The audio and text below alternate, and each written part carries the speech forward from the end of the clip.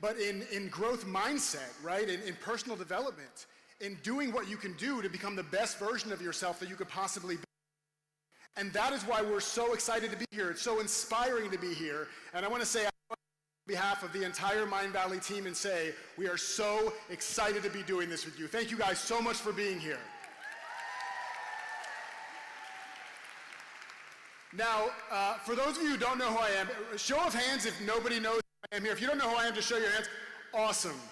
Luckily, Marissa Peer is going to be here. We're going to work through all my enoughness, so we're going to be okay.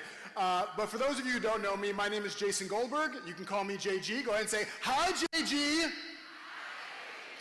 Love this. You guys are amazing. I am a mental performance coach. I'm also a keynote speaker on creativity and innovation. I'm also the author of a book called And my mic keeps cutting out. I don't know if you guys are hearing that back there. You guys checking that out? Yep, good. I'm also a Mindvalley author, and you can see here, if we can get the slide working, please. Whenever you guys can get this. There we go. So I have to circle myself and put an arrow, because I'm so sick of being mistaken for Jay Shetty when I walk down the street. It's really, truly, truly annoying. But the thing I'm most proud of is that it has been said that I am the Jimmy Fallon of personal growth. That's kind of cool, right? It was my mom who said it. She's really trustworthy. You can trust her. Guys, how are we doing on mic stuff? Are we, do I need to get a handheld instead, maybe? Can I get a handheld? Let's do that. So enough about me. Let's make it about you for a second. So first of all, show of hands if this is your very first Mindvalley event ever. Make some noise for our first timers. Yes! You guys have no idea what you got yourself into. Out, it's going to be great. And show of hands if you've been here before and you're back for more magic. Show of hands. Yes, give it up for our OGs. Now listen, guys, whether it is your first Mindvalley event or your 20th Mindvalley event, you're in store for a very, very transformational weekend. We have some of the most amazing speakers and teachers who are going to be here to teach you the mental and spiritual practices you need to build the life of your dreams and to help you to accelerate bringing that dream to fruition. So it's going to be absolutely amazing. But it's not all about you, the individual, you narcissist. It's also about this community, right? It's about this tribe. It's about this soul fan. You are going to meet people in this room that will become your best friends for life. And this is not, and has that happened? Make some noise if you're a Mindvalley person, you've made friends for life, yeah. My guy right here has made 17 best friends, I know it. Oh, even better. So what I want to do here is, since we're all soul fam here, can we do something kind of fun just to get a little more acquainted? Make some noise if you're down for a little fun. Okay, awesome. All right, so first of all, everybody on your feet. I know you just got comfy. You just got that perfect spot where your left butt cheek was just in the right position with your right butt cheek. You'll find it again, I promise. Okay, so here's what I want everybody to do. First of all, I want you to take your left hand and I want you to put it out like this. I'm not going to make you sing I'm a little teapot, I promise, unless you really want to. Now I want you to take the index finger on your right hand and I want you to put it into the palm of the person next to you. I know this, not your own palm. Yeah, if you're at the end of a row, you may have to do something kind of creative. It's always fun to see how people make this happen. All right? Fantastic. You guys are doing great. Okay, so now here's what we're going to do. On the count of three, you are going to do two things simultaneously. Number one, you are going to try to grab the finger that is currently in your palm while simultaneously trying to remove your finger from the palm that you're in. I said on the count of three, overachievers, okay? All right, so everybody get set. You got it? Left hand out, right pointer finger in the hand. Got it? Okay. 1, 2, 3. Okay, that's pretty good. Sir, you can let go. That's how restraining orders happen. Okay. All right, so we're going to do it one more time. Okay, you have one more opportunity to get this right. So left hand out, right pointer finger into the hand of the person next to you. Everybody get set. And on three, we're going to try again. You ready? 1, 2, cheese.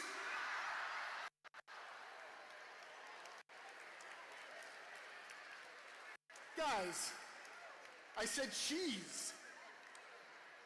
All right, you guys did good enough to earn your seats. Go ahead and sit back down again. Sit down. Give yourselves a round of applause. Okay, so why did I do that game with you guys? Well, first of all, from up here, you guys look hilarious. So I did it primarily for my own satisfaction and to establish some dominance on stage. But more than that, it's because so often we are so busy trying to catch the proverbial finger in life, right? Doing all the things that steal our attention, our family, our friends, our work, all the obligations we have. Slow down. We don't slow down long enough to really listen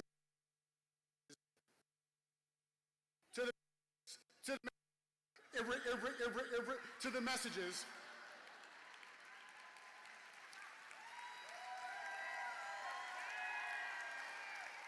that are being presented to us, right? We don't slow down enough to listen. And it's not that you shouldn't take care of your commitment obligations. You should be doing that. Guys, can I get a handheld? Because this is not good for my ego. When I can't even hear myself, how can I do it? So we'll work on that. Okay. So yeah, you want to take care of all your obligations out there in the world, but the problem becomes when we focus so much on the goal line, the achievement-related stuff, it's so much harder for us to access our inner wisdom and our truth and our inner guidance system. So we need to not work just on the goal line, but we need to also work on the soul line. One of my dear friends, Stephen Kotler, who many of you probably know, thank you, sir. Testing, testing, testing. I don't know which mic I'm speaking into. This is some Inception crap right here. Okay. Stephen Kotler, dear friend of mine, fellow Mindvalley author, he once said to me, if you are a spiritual person and you're stuck, you may need a high-performance solution. And if you're a high performer and you're stuck, you may need a spiritual solution. And lucky for all of you, we're going to do all of that this weekend. So you're good to go. Make some noise for that.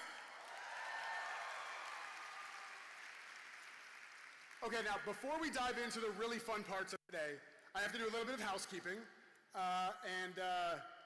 Every time I hear that word now, I think of Marissa Peer. Any Marissa Peer fans in the house? Make some noise. Yeah. Marissa. So she told me this quote once from Zsa Zsa Gabor, and I can never get it out of my head, and I wish I could do her posh English accent. I'm going to try my best. But the quote from Zsa Zsa Gabor is, I'm a marvelous housekeeper. Every time I leave a man, I always keep the house. Marissa Peer for the win.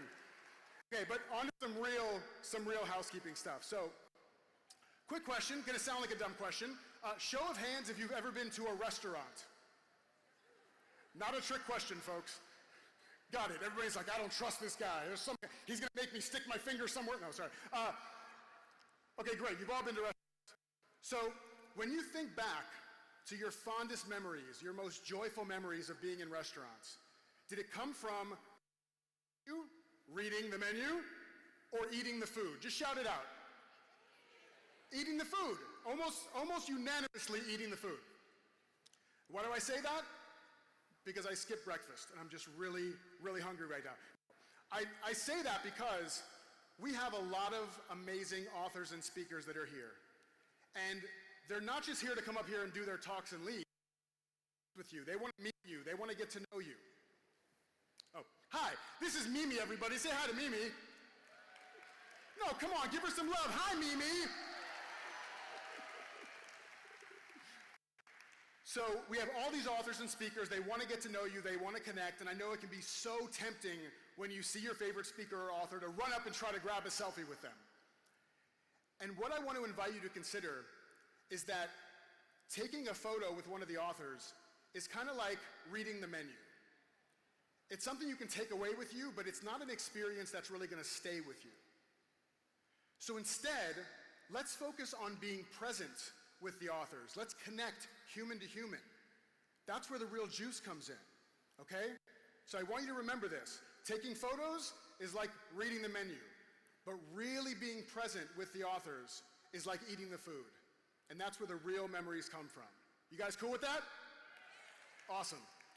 Now, one other thing. I'm a big hugger, and I'm like one of those Spidey monkey huggers, so I'll like wrap my legs around you. It's really awkward, especially like family outings with friends who don't know me so well. So it can also be really overwhelming for 2,000 people to want to come up and give you a big hug. I've never had that experience myself, but I'm sure it's very overwhelming for 2,000 people to want to run up and give you a hug. So just to, honor the energy of our speakers and our authors, the rule we want to go by here is unless they're choking and you know the Heimlich maneuver, let's refrain from hugging the authors. Is that cool with everybody too?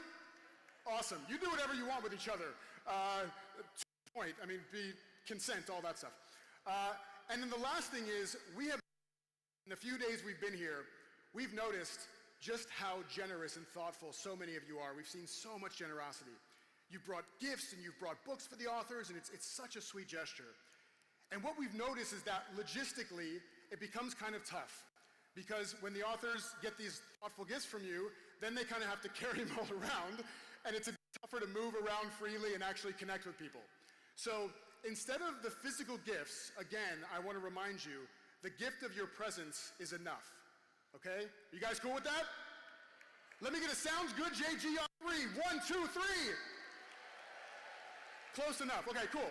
All right, so now a couple of other housekeeping things. We want to look here. I love y'all dancing. Look at y'all dancing on the screen. Get it in. Okay.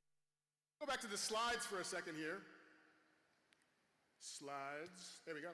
Okay. Oh, sorry. All right, so this is the agenda for day 1 and day 2. We purposely made it 3-point font. And so you can test your eyesight here. Oh, can we get it up on the big screen? Because I can see it, but unless you can see it in the reflection of my glasses, it's not really very useful. Let's get these up on the screen. Oh, there. Cool. Well, as long as you guys can see them, that's all that matters. Now, what you'll notice is that there's not a lot of specific break times that are listed there. So if at any time you need to take a break, if you need just whatever break you need, the prayer rooms are over here as well. Whatever kinds of breaks you need, please feel free to take those breaks as you need to, because it's going to be a pretty packed schedule here. And if you want to see the detailed agenda, not in 3-point font, make sure you download the Visible app. If you don't have it already, please download that. It has all the information, all the live notification, and the entire schedule. So you want to make sure you do that as well. And as you are posting on any social channel that you're posting on, make sure you use the hashtag Mindvalley Live Dubai, and of course tag Mindvalley as well. And fantastic. Okay, great. So now before we welcome our first, I want to do just one quick little exercise with you. So if everybody could please just close their eyes for a moment. Put your feet both on the floor so you feel nice and grounded. Now I want you to bring to mind, with your eyes closed, what's the vision that you have for your life? The biggest dream you can dream for your life. Capture that image in your head for just a moment. Now what I want you to do is, I want you to release that image, and instead I want you to replace it with kind of a strange image of you laying face down on a sidewalk, your nose touching the concrete. Now, if I asked you from that position, what do you see, you would probably say cement, or maybe a couple of little bugs crawling around, but not much else. And what I want you to think about here for a minute is that your big vision, your big dream, actually may be coming from that place. That no matter how open you think your mind is or clear you think your vision is, you actually may be looking through a very narrow aperture lens on life. One that's based on only what you know and what you can see. Let go of that image for a moment, and I want you to have another image in your head. Imagine I put you into a hot air balloon and you were floating over this gorgeous city. And I asked you now, what do you see? You would have so many different answers. You would say all the sights, all the landscapes, all the landmarks, all the buildings, all the lights, all the people. When you are at that heightened level, you see possibilities that you never knew existed before. And that's the goal from this weekend, is to take you from the sidewalk to the sky. You all can open your eyes. Thank you so much for doing that. All right, make some noise. I'm excited for you guys. This is going to be an amazing weekend. And now I am super excited to invite our first speaker to the stage, somebody who, without whom none of us would be here. I don't mean on Earth. I mean I don't think he's my dad, but we'll have to do some testing later. But we definitely wouldn't be in this room without him. He is one of the top thought leaders in self-improvement, a two-time New York Times best-selling author, and somebody who's constantly pushing the envelope on human consciousness and the way that we learn. He's a man that has so much wisdom and is such an innovator and pioneer in his space that I sometimes wonder if my ChatGPT inquiries are going direct to his WhatsApp. So please give a huge welcome for my friend and the founder of Mindvalley, Vishen Lakhiani.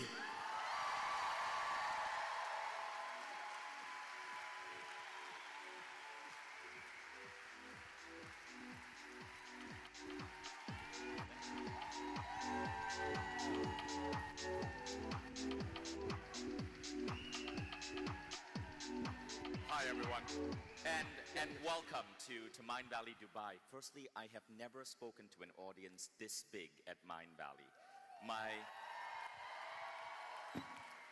My team told me that they wanted to do a 2,000 person event, and this is actually a big leap for us. Mindvalley is primarily online and digital, but we know that so many of you guys who are going through the transformative effects of our programs online want to come together with other people who are going through such a high rate of change. And here we are, 2,000 people in a room. So a lot of people ask me, where did this idea come from to bring Mindvalley to Dubai? Why Dubai? What made you think about this city? And I tell them, this has nothing to do with me. Bringing Mindvalley to Dubai or the Middle East was not even my vision. It actually was the vision of a wonderful woman on my team, Ola Abbas, who was born in Saudi Arabia. Now, Ola is, could I get my slides on, please? Ola is someone I want to acknowledge because I did not come up with this. This woman who started out in Mindvalley doing customer support would come and bug me every few months and say, hey, how can I help bring this idea to my part of the world? Ola is born in Saudi Arabia, Arabic speaking, and she also incidentally happens to be the wife of Ronan Diego, who's one of our speakers. Ronan is one of the most, Ronan is standing right over there. Ronan, wave your hand. Stand up, please, Ronan. Ronan is the health and fitness expert on Mindvalley. And so what I'd like to do, guys, is invite Ola Abbas to come on stage because I want you to see the person who helped create this vision. Ola.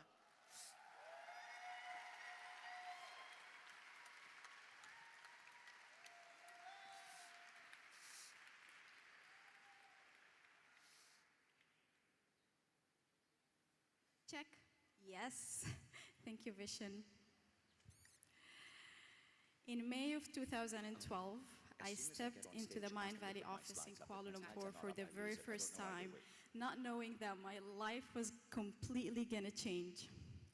I will never forget my first day in the office. I was taken on a tour, and the first thing that greeted me was a human statue of Wonder Woman. But as I walked in, I was struck by the sheer amount of diverse human beings that came from Tajikistan to Nicaragua and everything in between. As I continued walking through the office, I saw people starting a meeting with a dance or a gratitude practice. I passed by the kitchen and people were blending green smoothies and talking about optimizing their health. And my tour ended at a place called the Hall of Awesomeness, where the company celebrations take place. Now imagine a young girl, fresh out of Saudi Arabia, stepping into that world for the very first time. I had just left home. I knew nothing about anything that Mindvalley did. I had zero experience of any of the departments that they had. I learned English from Backstreet Boys songs when I was in high school. And the only time I read about personal growth was when I Google searched what it meant right before my interview with Mindvalley. But everyone in the office was so smart. They expressed themselves so elegantly, and they were like on top of their game. So for a month, I was so intimidated and overwhelmed, but I wanted to be as smart as they are, and I wanted to learn everything. So I dived head first. I took every course that Mindvalley had at that time, from Silva to meditation to unlimited abundance. I took every project that I was capable of taking at that time. And as time passed, things got a little bit better, and I tried to understand more of the terminologies. And then I just continued at that same pace. I was getting more projects, more opportunities. I was traveling the world and getting immersed with a lot of incredible mentors and teachers. And as years passed, I just kept on the same pace. I was like on the run, traveling the world, learning from the best, and just loving it. So I immersed even more and more. Until one day, my dad called me with his cheerful tone, and he was like, "Ola, happy Eid, كل سنة وانت طيبة." And I remember pausing for what seemed to be like 5 minutes, because I was shocked that I did not remember one of the biggest celebrations that I celebrated with my family all my life. And at that moment, I realized that I dived so deep into a word, this new word, that I was beginning to forget about another. I was chasing after becoming this thing that I was beginning to forget parts of who I am. And I created this separation between the word that I was brought into, my culture and my upbringing, from this word that was like now new and just unfolding in front of my eyes. And that's when I realized that I needed to merge the two. I wanted to bring everything that Mindvalley has given me through all of these years to the place that made me the woman who I am today. So the idea of bringing Mindvalley to the Middle East was born, and by then I was part of organizing events in over 10 countries, and for years I just thought and dreamt of what if we don't just do a Mindvalley event, but we do the biggest Mindvalley event in the Middle East. And here we are today. Woo! So, as we go into this experience together, some of you might be stepping into a new world, and you might feel that you want to learn everything and see everyone and talk to everybody and see all the teachers. But I would love to humbly advise you that to trust that you are in the right place and that things will come to you as they should. But most importantly, I want you to remember that this space, this stage, the speakers, and the tools that you're going to be learning this weekend is not about us trying to change, fix, or for you to become something, but is really to emphasize and amplify the incredible qualities that you already have. Thank you. Thank you. Thank you, Ola. Thank you, Ola Abbas. So, what we're going to talk about in our opening presentation is an idea from one of my first books, The Code of the Extraordinary Mind. It's an idea called the 4 stages of consciousness. I want to give you a map on how to understand how you're operating in terms of your awareness of how you show up in the world and how you interact with the world. Now, by the way, I'm not wearing these glasses to try to be Bollywood or anything. I developed astigmatism a few months ago, and I actually need this to see you guys. Okay, so if anybody raises their hand for a question and you see me put up the glasses, it's not to shield myself. It's to see your face, to see if you're a man or a woman, to kind of even be able to point at you. Marissa Pierre, by the way, who's the next speaker, is helping me heal my eyesight naturally, but it'll take a couple of months. So what we're going to talk about is, could we get my slides on the screen, please?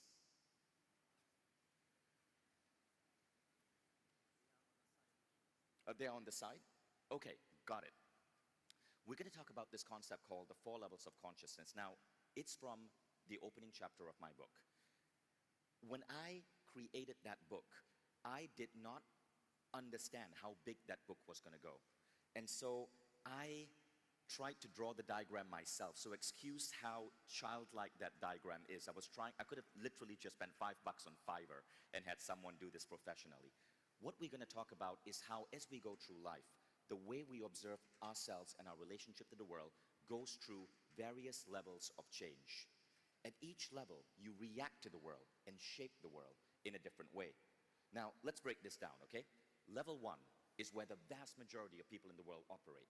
Level 1 is often called victim consciousness. You are living in what is called the culturescape, which is that tangled web of beliefs, ideas, rituals that are all around us. The ideas of life that you learn from your parents, from your culture, from your religion, rituals, beliefs, everything from corporate culture to traditional culture, all fall in level 1. But in level 1, it almost feels as if the world is happening to you. The world is something completely separate from you, and ups and downs are random acts. But at a certain point, you go through an awakening. This is typically the point where you start discovering personal growth. Remember Ola's story? As she walked through the offices of Mindvalley, she saw people making conscious decisions on their health. She dived into personal growth programs. And at that point, you go to level 2. Level 2 is where you understand that you can manipulate the world. You can shift the reality of the world. Most people do this in a very simple way, but a good way. Intentions, goals, setting a vision for how you want your life to evolve. Lifebook, for example, the Mindvalley program, is about getting people to level 2 in a holistic way. But there's a level beyond that, and that's level 3. Level 3 is where you start understand that the world is not just outside you, the world is also inside you. And there's this vast universe of consciousness within you that you can learn to master. This is the domain of meditation, of intuition. And once you start tapping into that, you start operating in a different way. But there's a level even higher than that. And that is level 4, the world you can change. We'll come to that one in a moment. So why is this important? Well, maps of consciousness are really useful because they show you how you're operating and where you can ascend to. They also let you know on a day-to-day basis if you're forgetting what level you should be playing at and maybe sinking to a lower level. By having this map of consciousness, you can navigate life in a better way. So let's talk about level 1. Level 1 is the culturescape. The culturescape is made up of our cultural beliefs, our cultural traditions, whether they come from our culture, our country, our region, or even corporate culture. Corporate culture is filled with models, rules, systems that guide people to operate at level 1. But there's a problem with level 1, and that is you become a victim of the world around you. Think, how often do you feel like stuff is just happening to you? The COVID pandemic, the economy, bad luck in love or business. At level 1, the world is happening to you. You become a victim of the circumstances of the world. Every time you complain about something, it's level 1 consciousness. But the funny thing about level 1 is, and this is what I want to stress to you guys, the world doesn't actually exist. It is a made-up construct of our reality. Alan Watts has this essay called, "There is no such thing as a thing." Everything that we give a noun to, office life, 9 to 5, love, God, compassion, doesn't really exist. It is a construct in the human mind. It is not physical reality, but it's the construct that we have come to believe based on how we were raised. Listen to Alan Watts explain it. And so what I would call a kind of a basic problem we've got to go through first is to understand that there are no such things as things. That is to say, separate things or separate events.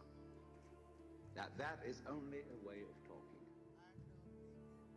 And if you can understand this, you're going to have no further problems. I once asked a group of high school children, "What do you mean by a thing?" And first of all, they gave me all sorts of synonyms. They said it's an object, which is simply another word for a thing. It doesn't tell you anything about what you mean by a thing.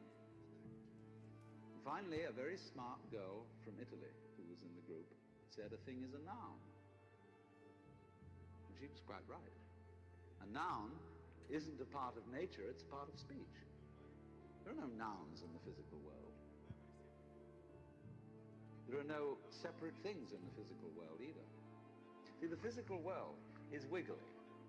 The clouds, mountains, trees, people. And only when human beings get working at things, they build buildings in straight lines and try and make out that the world isn't really wiggly. But here are we sitting in this room, all built on straight lines, but each one of us is as wiggly as all get out.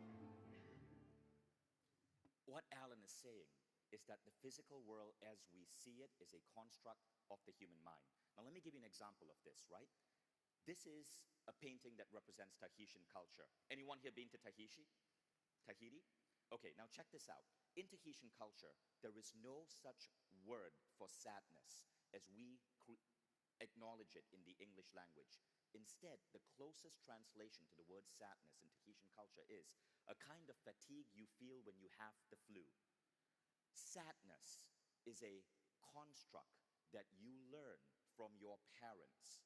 Now, let me go further. Are your emotions a thing? It turns out every emotion that you give a label to is actually made up. You decided to give, or you learn this label from culture, from tradition. We have ears that listen to the world outside us. But imagine for a moment that you can listen to what's going on inside your body. Okay, if you could listen to what's going on inside your body, you'd hear your blood flowing, you'd hear your lungs, you would hear the biochemistry of your brain. All of this would create so much noise. But you actually do listen inside your body, except it's not sound. It's a concept called interoception. It's listening within. And what does it feel like or sound like when you listen to what's going on inside your body? It's emotions. Your emotions are the sound of what's going on in your body, and it turns out there are only 4 major emotions: arousal, pleasant, calm, or unpleasant. Okay, so arousal, pleasant, calm, or unpleasant. According to this particular book, the book is called The Theory of Learned Emotions. Emotions are something that you've learned. So for example, if you are feeling jealous, all that's going on in your body is that you are being aroused by something someone else has, and you're feeling unpleasant that you do not have that. It is a biochemical reaction in your body based on how your brain has been trained to perceive the world, and you learn the word jealous from your parents. If you are on a date, something else happens. You might be highly aroused, you might be highly pleasant, you might feel unpleasant because you're nervous about something, and you may not feel so calm because you're kind of jittery. Everything that we go through in life, we give a word to: anger, sadness, but this word doesn't really exist. As Alan Watts said, it's all wiggly lines, and what's going on is that we are adding a name to it. Okay, so nothing is actually real. Now, as we go through this presentation, I want to introduce you to a series of philosophers who are going to give you a new way of looking at the world. This is the first philosopher. Listen to what this man says about reality and the world that we have come to exist in. When you grow up, you tend to get told that the world is the way it is, and your life is just to live your life inside the world, try not to bash into the walls too much, try to have a nice family life, have fun, save a little money. That's a very limited life. Life can be much broader once you discover one simple fact, and that is everything around you that you call life was made up by people that were no smarter than you. And you can change it. You can influence it. You can build your own things that other people can use. Once you learn that, you'll never be the same again. That philosopher, that Zen philosopher, was Steve Jobs. And what Jobs is actually saying is that the world is pokeable. You can choose to poke the world. You can choose to change your definition of different aspects of the world. You can choose to create your own rules. When you do this, you end up in level 2. Now, level 2 is called the awakening, because you suddenly awaken to the idea that the world is under your control. You can set goals, you can set intentions, you can create a life book, you can do the 3 most important questions from Mindvalley. You can create how you want the world to unfold. But at level 2, you start to understand that the world as we see it is an artifact of a previously held point of view. Your eyes are always looking at the past. Everything about the world today is an artifact of past generations. Like Steve Jobs, you start to understand that you can create new things, you can invent new things. Steve Jobs was called a magician genius by his biographer because he could see what was not yet in the world and then bring that into reality. Likewise, you can see new visions for your life and decide that you want to bring that into reality.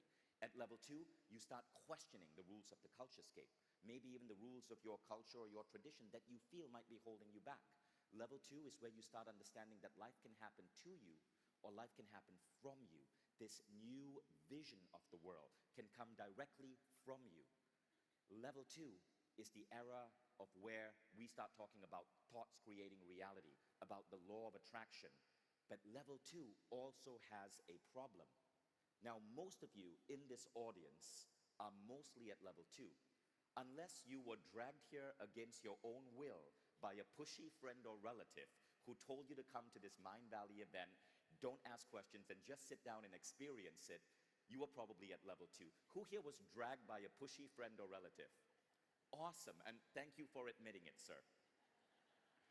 Okay, people who take their own action for personal growth typically are operating at level 2.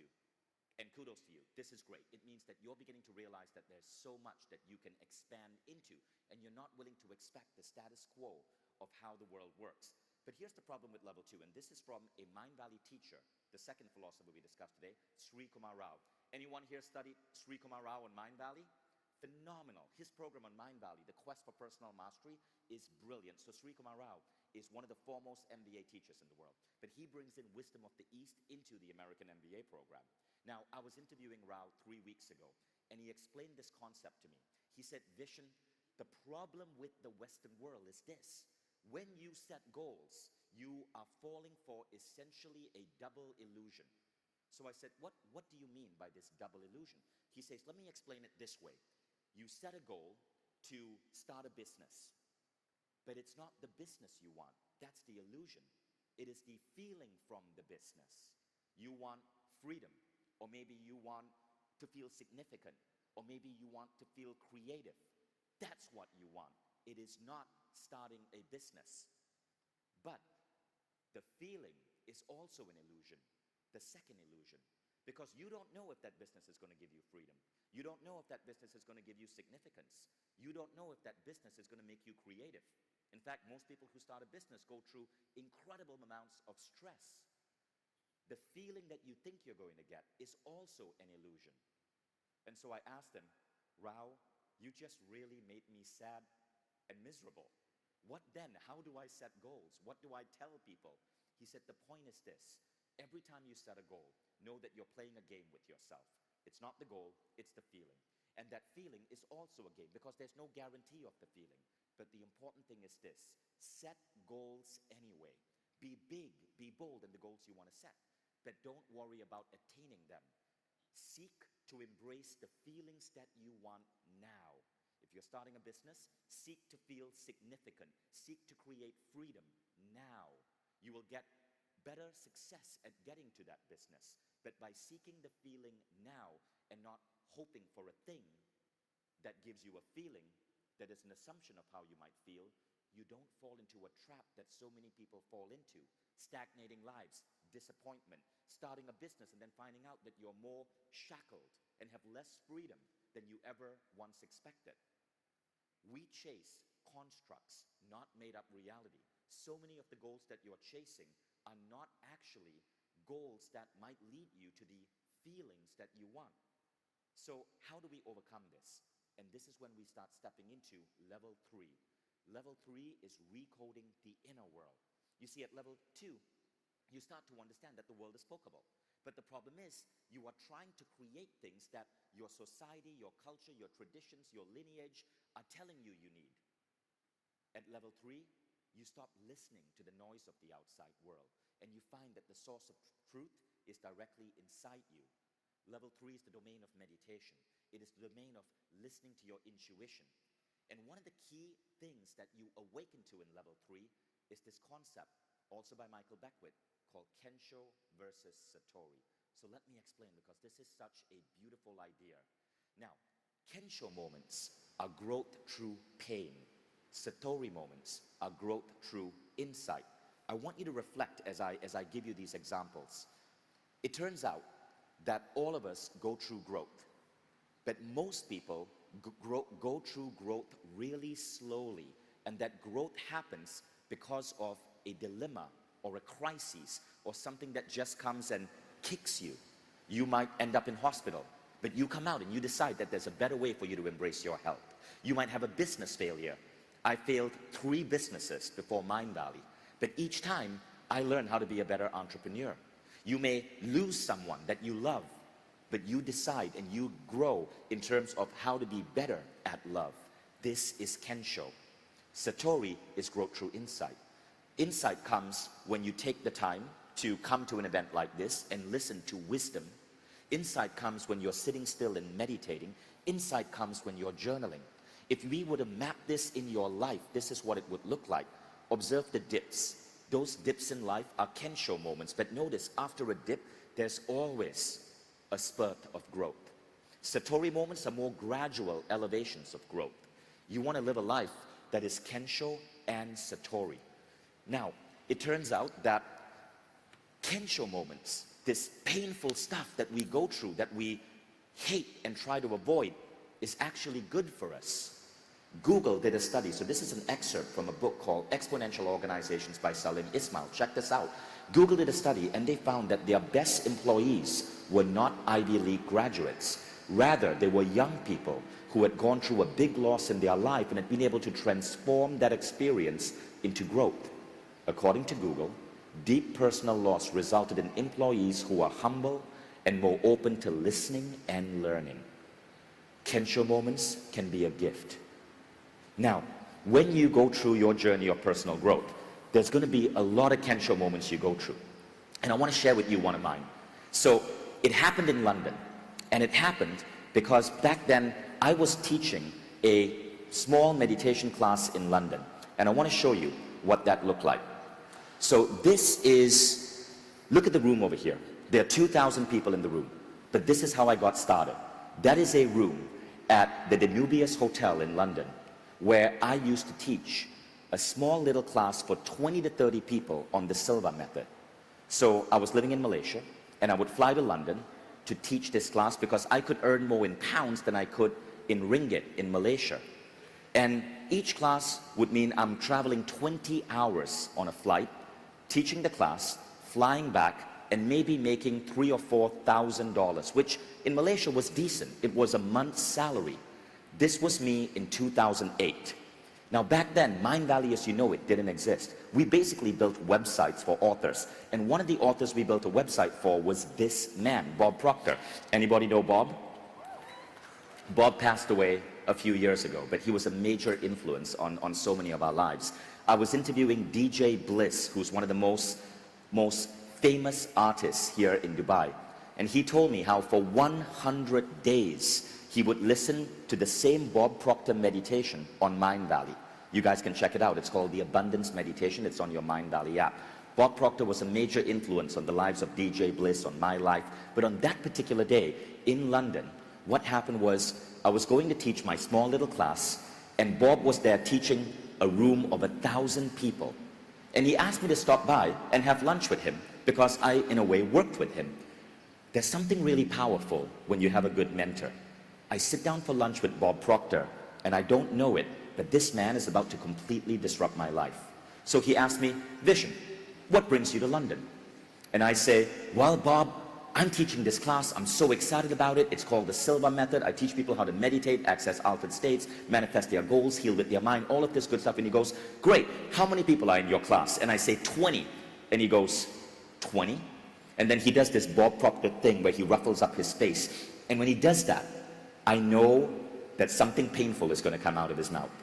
And he goes, only 20? And I go, yeah, And he goes, what do you make from that class? And I said, well, this particular class, I'm going to make like 3,000 USD profit. He goes, that's it? And again, he makes that ruffled face. Then he pauses and he doesn't say anything for 60 seconds. And I'm waiting. What's going to come next? What's going to come next? And then he turns to me and he goes, I hope you flew business class. And I said, no, I can't afford business class. If I flew business class, I would basically make no money from teaching this class. And Bob tells me, how long was the flight? 20 hours. He says, how long are you going to be in London? 5 days. He says, don't you have a 1-year-old son, Hayden? So you're leaving your son for 5 days. And I say, Bob, I get it, but I really love what I do. I'm making good money. I love what I do. This is amazing for me. I feel I'm changing people's lives. And Bob interrupts me. He says, vision, vision, vision. Stop it. You are playing so small. You deserve better. I would not be doing what you were doing if I were you. And I get pissed off. I'm thinking, Bob Proctor, you with your slick hair and your fancy suits and your sweet-smelling cologne, how dare you tell me what to do? But all of that dialogue was in my head because I knew he was right. So that was the last day I taught that little class. It was Saturday, Sunday, and on Monday I quit. I literally quit being a Silva Method instructor. I went back to Malaysia. I never taught that class again. I decided to look at this little website building business I had and ask myself, how can I play at a bigger level? Bob Proctor told me something. And if you go to my Facebook page, you will see that his quote has been the #1 quote on my Facebook page. I haven't taken it down since 2008. And the quote is this. I want you to remember this. It is not, I wish I could remember it.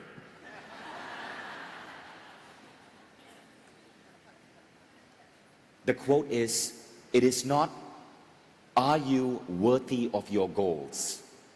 The question is, are your goals worthy of you?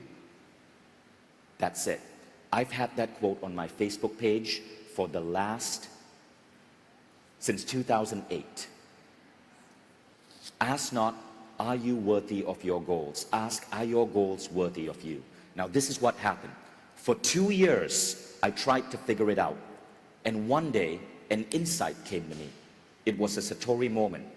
You see, at level 3, inspiration guides your intention. Inspiration guides your intention. It isn't coming from the outside world. It's coming from something inside you. What happened that day is I suddenly had an idea to create a festival. And I don't know where this came from. It was outside my domain of expertise. It was outside anything I did. But I ended up creating a festival called A-Fest. And I had no idea how to even get there. But sometimes when inspiration comes from inside, you gotta listen. Have you guys seen that movie Babe? That incredible movie about the talking animals on a farm? There's a scene from Babe where Farmer Brown says, little ideas that tickle and burn and never seem to go away should never be ignored, for in them lie the seeds of destiny. Remember that. I had that idea to start a festival. Now, I had no idea how to do it.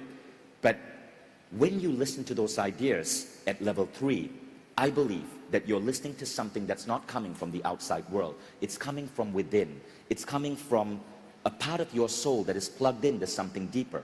And that deeper thing is there to support you. So in my case, that support came because I happened to get a chance to get on stage at a big event where the main VIP speaker was Lisa Nichols. And you guys know Lisa, she's going to be here speaking. But here's the story between me and Lisa. I somehow went up to Lisa, because I was a junior speaker. I was a space filler. Basically, the organizer of the event gave me a spot because someone else canceled. I didn't get paid. I had to cover all my own expenses. But that got me in the speaker room. So way back in the speaker room, I went to Lisa and I asked her to have lunch with me. And so Lisa and I had lunch. And then at lunch, I told Lisa about this festival I'm doing. And I said, Lisa, I love you so much. You're so amazing on stage. Can you be the main speaker? Because if I get you, I know this entire thing can become a reality. And Lisa said, Vishen, I'm so honored, so honored. But you know, I am speaking every single weekend this year. I only have one weekend free. And I said, well, what weekend is that? And she said, December 11th. And I go, well, wow, Lisa, what a coincidence. That's the weekend we were thinking about doing the festival. And so at that point, Lisa knew I was making it up. But Lisa was amused by my determination, and she said yes. Lisa became the first speaker at an event called A-Fest. And A-Fest transformed everything. So A-Fest went on to become a massive festival. 3 years after that first A-Fest in 2010, I bought that little web development company for authors called Mindvalley. I bought out my business partner because him and I were not seeing eye to eye. I bought him out. I paid a lot of money for that. I got control of the company, and I decided we want to do something different. And so we launched what became Mindvalley, the learning platform. Mindvalley, the learning platform, became Mindvalley membership, which so many of you are part of today. We took online courses that used to cost $2,000 and made 100 of the best programs in the world, all owned and produced by us, available for people for as low as $199 in countries like India a year, or $399 in the USA. Mindvalley completely changed the entire mind, body, spirit industry. And then we went further with my business partner, my new business partner, Ajit Nawalkar. We ended up starting Mindvalley certifications and Mindvalley coaching. And we ended up training 7,000 coaches. But think about it. All of this happened because a mentor, a teacher, made me uncomfortable and gave me a disorienting dilemma, a Kensho moment, made me quit my job. And I can tell you, I was pissed off at Bob Proctor for at least a month. Today, I want to thank and acknowledge Bob. He is somewhere in heaven, because if it isn't for Bob, look around you. These 2,000 people wouldn't be here.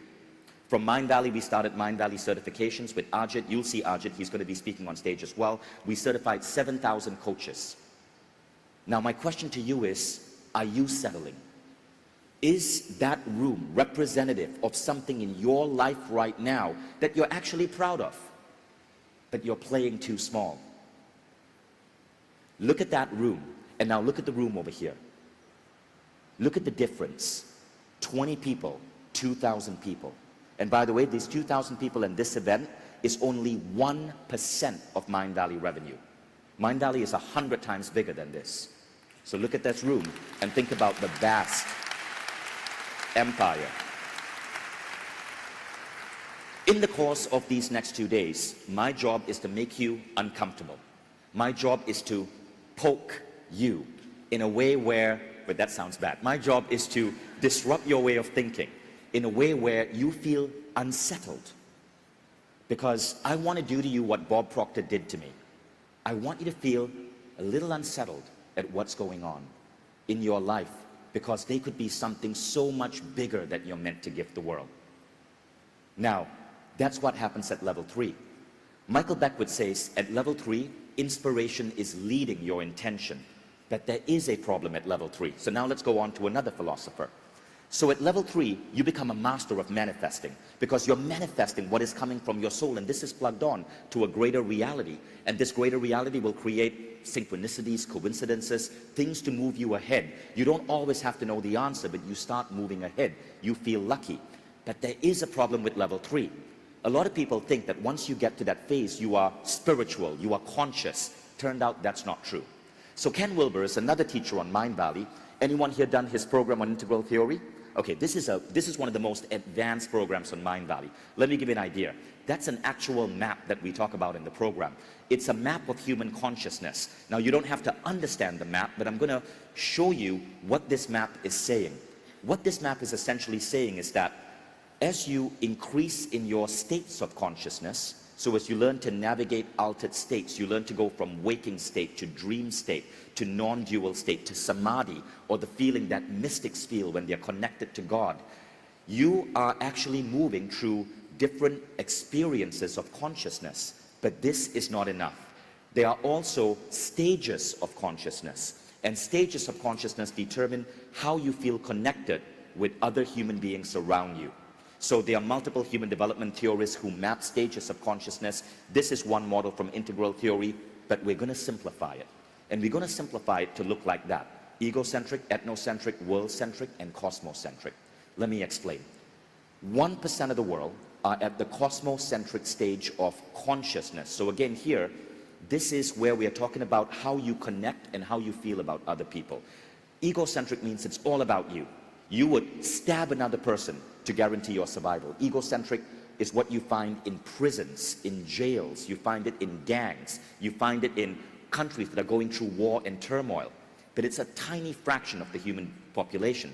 The next is ethnocentric. Ethnocentric is 70% of the world. This is where you are kind, you are gentle, you are wonderful to people who look like you, who pray to the same God, who speak the same language. Outsiders are not welcome. You vote for politicians who build walls. You vote for right-wing politicians who make you fear the other. Ethnocentric is 70% of the world, and it is not complete. There's nothing wrong with it, because ethnocentric consciousness also gives us our culture. It gives us our tradition. If we were not a little bit ethnocentric, our cultures and our traditions would fizzle out. So there is some utility in it, but there's a level you can ascend to, which is world-centric. At world-centric, you see yourself connected to all life. Now the funny thing is, our world is becoming more and more and more world-centric. For example, in 1991, a survey of Americans found that the majority of Americans, 54% of Americans, thought it was wrong, absolutely wrong, for two people of different races to marry. This was 1991. By 2011, this number had fallen to 4%. Americans became more world-centric. And we are becoming more world-centric as a species. In 1963, Sammy Davis Jr. was denied a performance at the White House because he was a black man married to a white woman. It was considered so morally wrong in 1963. A mere 50 years later, in 2013, the President of the United States is the product. Barack Obama was the product of a white woman and a black man. But someone in 1963 could never have predicted that. So we underestimate how rapidly the next generation is moving towards world-centrism, and even the level above that, cosmocentrism. Now, what is cosmocentrism? Cosmocentrism is where you feel connected not just to all human beings, but all life, all plants, all animals, even life that is from generations that are about to be born. At the cosmocentric level, you cannot help but care about the environment. It's just part of life. Now, why is this important? So let's look at the map again, okay? You got to grow in terms of your spiritual abilities, in terms of entering altered states of consciousness, manifesting intuition, but you also got to grow in terms of your compassion into wider and wider circles embracing life. If you don't do that, you fall into a stage where you could become the a-hole guru. Let me explain what this means. Have you noticed that there are so many spiritual teachers who suddenly get brought down by scandal? There was that famous yoga teacher in the US who created this thing called Bikram yoga. And then he was brought down when it found out that it was a cesspool of sexual harassment. And we see these so often with spiritual teachers. Why is it that people who seem to have these spiritual powers are suddenly found out to be dangerous? They are growing in terms of the ability to navigate states of consciousness, but they are not growing from ethnocentric to world-centric and cosmocentric. As you go from world-centric to cosmocentric, you cannot be misogynistic. You cannot be racist. You cannot cheat, because your level of compassion has expanded to larger and larger groups of people. So Ken Wilber explains it this way. Around 5 or 6 years ago in Hawaii, there was a man who suddenly was meditating, and he suddenly found that he was connected to God, and it was the most beautiful, sublime experience. But he was operating at an egocentric, ethnocentric level. So he assumed, I'm special. God chose me. This man in Hawaii changed his name to Yesus, because it rhymes with Jesus, and he started a cult proclaiming himself the reincarnation of Jesus. Why? Because when you're at egocentric, you assume that only you are special. At ethnocentric, you assume that your people are special, but not other people. At world-centric, you assume that all people are great. You are open to mixed marriages. You are open to cross-pollination of religions. At Cosmocentric, it extends beyond the human population to all life. You need to be able to navigate these aspects of consciousness. You need to be masterful at manifesting, yes, at intuition, but these are states of consciousness. You also need to grow in terms of your stages, and you want to step up to embrace cosmocentrism. Now, what Ken Wilber says is this: it is easier to navigate states than it is to navigate stages. Stages typically happen when you grow over decades. But once you get to a stage of consciousness, you never go back down. Once you become all-embracing, you can never go back down to being an a-hole. That's the beauty of it. But the beauty about our world today is that our children are leaps ahead of us in terms of moving towards world-centric and cosmocentric. Nelson Mandela said, "No child is born to hate." If hate is something that we teach people to do. But if we can teach people to hate, we can teach people to love. For love comes more easily to the human heart than its counterpart. That was Mandela. And what we are seeing with the world today is that children are becoming more and more and more cosmocentric. And I love this about our world. So remember, at level 3, you can manifest. But are you manifesting what is good for a wider population? Are you creating products that are hurting the planet, or products which are improving the planet? Are you creating a company where you are taking care of your employees, or a company where you are manipulating your employees?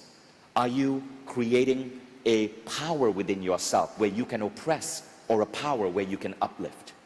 Our stage of development determines how we perceive the world.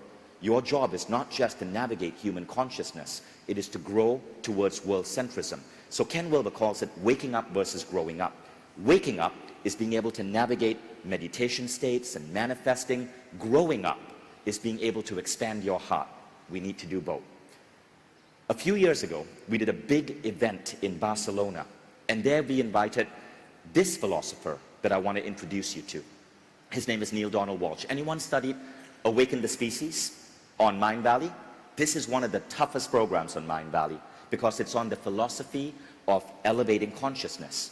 So at this event, Neil, this was Mindvalley University in Barcelona, 2017, and Neil was talking about our relationship to God and how we are souls having a human body. And one lady stands up and goes, yeah, I get all of that. But what do I do on those mornings when I wake up and I'm feeling worried or sad or anxious or just lousy? And Neil says, stop making your life about you. And everyone gasped because it seemed so insensitive. But Neil continued. He said, remember this. Your life is not about you. Rather, your life is about the lives of everyone you touch. Let me repeat that. Your life is not about you. Rather, your life is about the lives of everyone you touch. Now, this is an interesting message. This is the difference that takes you from level 3 to level 4.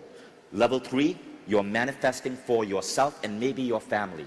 Level 4, you are manifesting for everyone. Your life is not about you. Your life is about the lives of everyone you touch.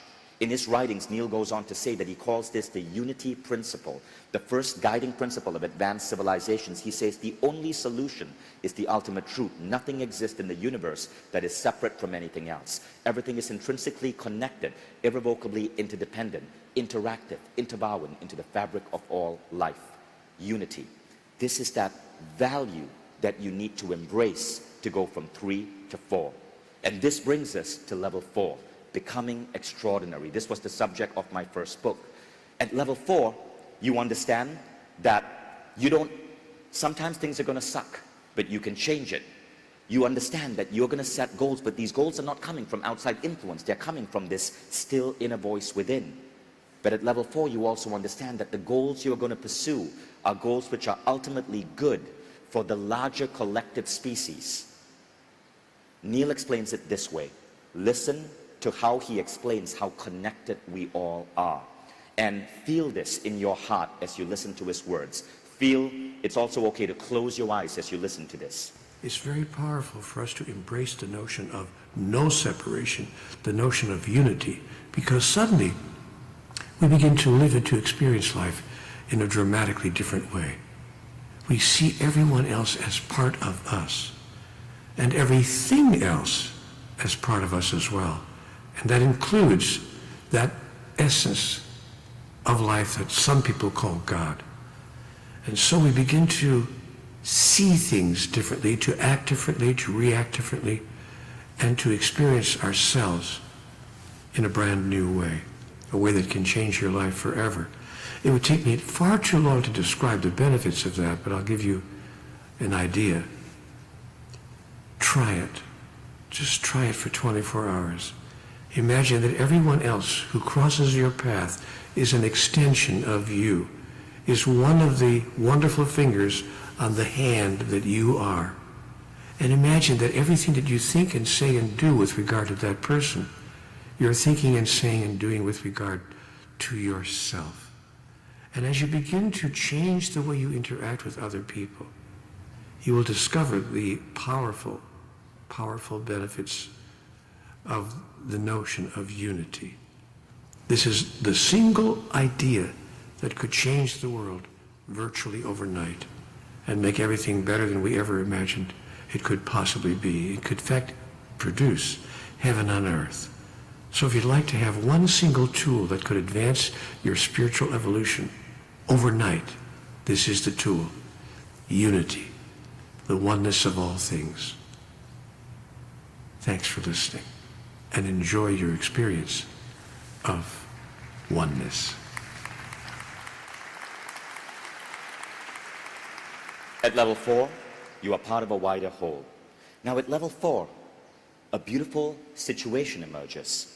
I once asked Professor Sri Kumar Rao, of all the mental models that you teach these MBA students, what is the most important mental model that completely changes one's life, of all the beliefs we could take on? And he said it is the idea of the benevolent universe.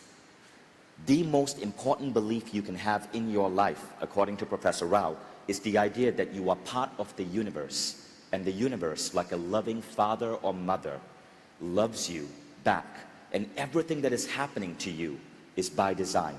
Every good thing is happening for you. Every bad thing is a Kensho moment designed to help you grow or step into a greater understanding of yourself. You live in a benevolent universe and you accept everything. Rao says this single belief will change every aspect of your life. When you get to this state, level 4, it almost feels like your life is limitless. Remember that movie, Limitless? Your life starts feeling like that. Everything starts to happen where it feels blessed by luck. And it kind of feels like this. The first thing is you feel deeply connected to all life, right? You feel connected about the environment. You care about other cultures. You are widely open that whatever you know about the world is not necessarily true, but there's this wider world of religion, spiritual ideas, cultures that you can explore with an open mind. It's that sense of connectedness and caring. This, in turn, causes you to be tapped into intuition. So, because you feel connected, your intuition is on superpower. Because what is intuition? It is basically our ability to tap into our connectedness. This intuition guides your intention. So, your goals, your visions for the world are not coming from random things that you see on the media or television or cultural programming. Your vision is coming from what inspiration guides you to do.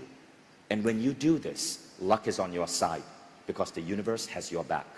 Connectedness leads to intuition, which leads to inspired action, which leads to this feeling of being lucky. I hope you can live every day of your life at that. Now keep in mind, no one is perfect. As we go through life, things will happen. You might get into a fight with a loved one. You might have a horrible day at work. You might not get enough sleep, and you will bounce. You want to operate at level 4, but maybe you fall to level 1 and you start complaining and feeling like a victim. That's okay, you're human. But if you remember this map, you instantly know that you can up level to level 2. Maybe you're at level 2 and you're, like in my situation, teaching that class of 20 people, feeling dissatisfied. Great, you understand that you can up level to level 3 and start really searching your soul for what you're meant to do. And it may not come overnight. With me, it took 2 years. but it will come. Maybe you decide that you want to operate at level 4 every single day, and Neil gave you the clue. Remember that your life is not about you. Rather, your life is about the lives of everyone you touch. By understanding this map of consciousness, we simply become better humans. And that is our wish for you at Mindvalley. So thank you. And as you go through these next 2 days, I hope this map lets you understand your development. Thank you, guys.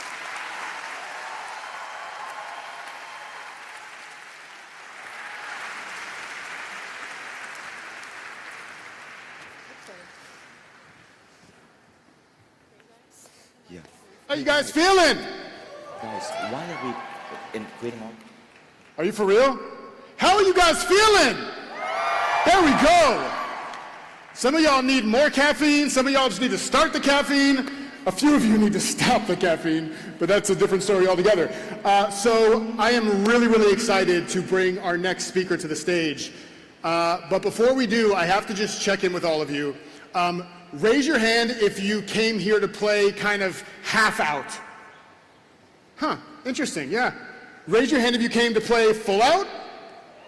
Okay, we got some people who play full out. So this is going to require you, this next talk, this is not going to be a passive sit back and take notes kind of talk. This is going to be a lean in and get really frickin' uncomfortable talk. Are you guys down for that?